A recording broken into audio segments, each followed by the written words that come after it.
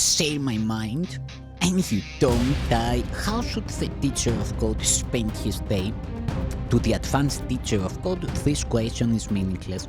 There is no program, for the lessons change each day. Yet the teacher of code is sure of but one thing: they do not change at random. Seeing this and understanding that it is true, he rests content.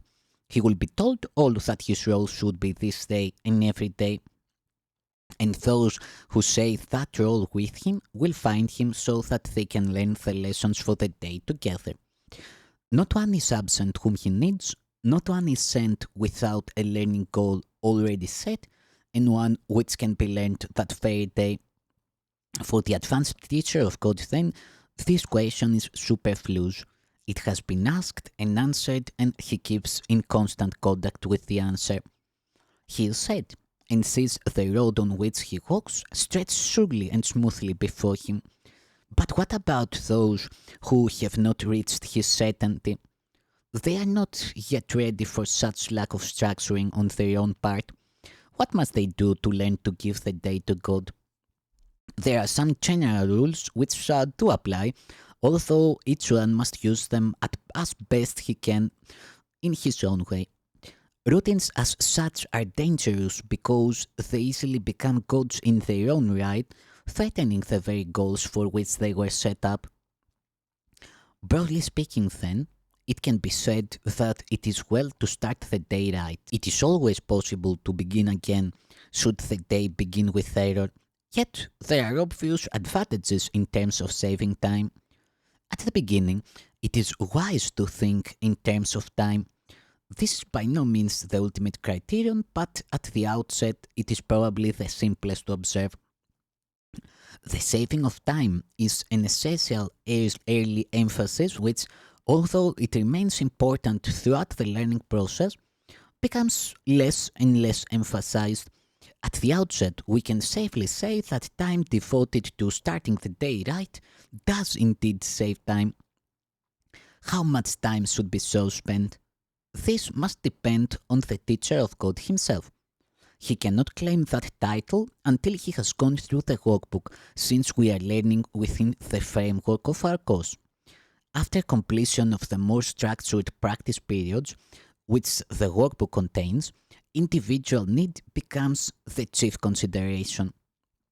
This course is always practical. It may be that the teacher of code is not in a situation that fosters quiet thought as he awakes. If this is so, let him but remember that he chooses to spend time with code as soon as possible, and let him do so. Duration is not the major concern. One can easily sit still an hour with closed eyes and accomplish nothing.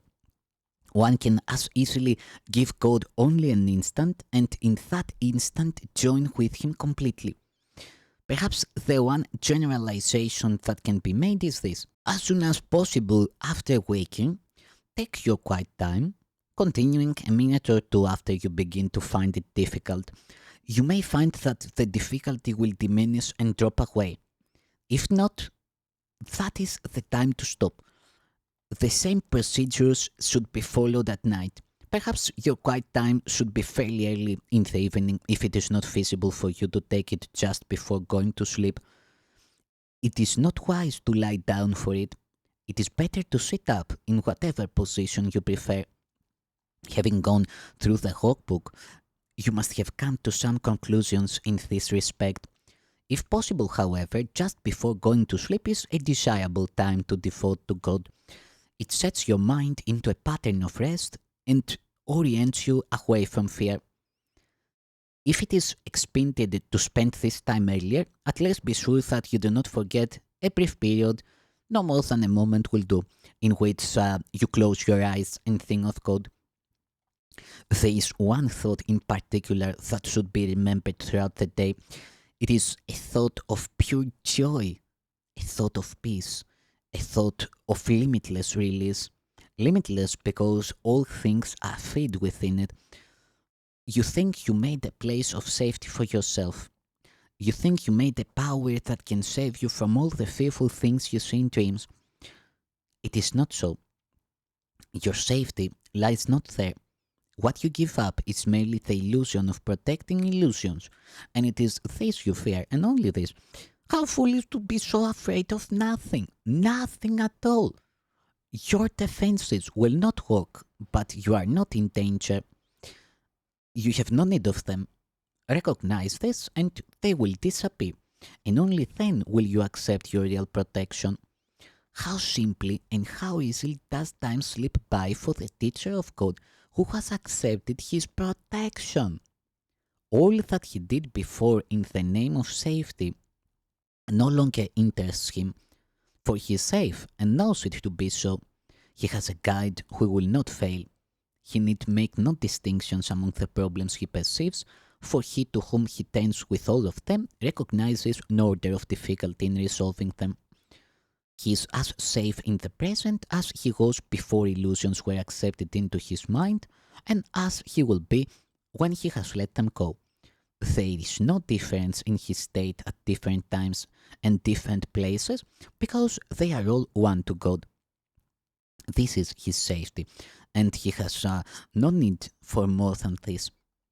Yet there will be temptations along the way the teacher of God has yet to travel, and he has need of reminding himself throughout the day of his protection. How can he do this, particularly during the time when his mind is occupied with external things? He can but try, and his success depends on his conviction that he will succeed. He must be sure success is not of him, but will be given him at any time, in any place and circumstance he calls for it. There are times his certainty will waver, and the instant this occurs, he will return to earlier attempts to place reliance on himself alone. Forget not, this is magic, and magic is a sorry substitute for true assistance. It is not good enough for God's teacher because it is not enough for God's son. The avoidance of magic is the avoidance of temptation. For all temptation is nothing more than the attempt to substitute another will for God's. These attempts may indeed seem frightening, but they are merely pathetic. They can have no effects, neither good nor bad, neither rewarding nor demanding sacrifice, healing nor destructive, guiding nor fearful. When all magic is recognized as merely nothing, the teacher of God has reached the most advanced state. All intermediate lessons will but lead to this, and bring this goal nearer to recognition.